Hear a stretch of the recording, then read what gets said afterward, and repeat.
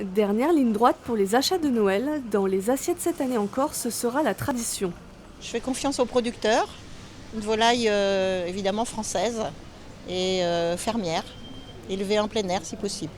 Oui, des huîtres. Des huîtres, du saumon, du chapon. Du foie gras. Bon, avec la confiture, du vin.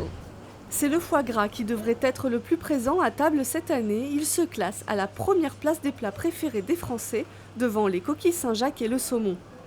Le panier moyen pour les achats alimentaires de Noël est de 184 €. Si on est loin des 415 prévus pour les cadeaux à poser au pied du sapin, le budget du repas augmente de plus de 2% par rapport aux fêtes de 2014. Certains s'organisent bien, on dirait les personnes un peu plus anciennes qui ont l'habitude de préparer Noël en famille. Et les plus jeunes ont tendance plutôt à le faire au dernier moment. Alors les 2-3 derniers jours, c'est vraiment un très fort pic d'activité.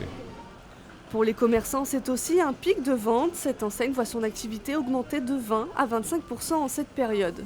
Très grosse organisation, on travaille quasiment toute la nuit d'avant, entre le 22 et le 23 décembre, et entre le 23 et le 24 décembre pour préparer tout ça. Quand on a 300 ou 400 plats préparés, par exemple de coquillages, de crustacés, tous ces plateaux de fruits de mer, on les prépare la nuit pour que les gens viennent les récupérer le lendemain matin. Une fois les courses terminées, c'est au fourneau qu'il faut s'installer, histoire de passer de joyeuses fêtes.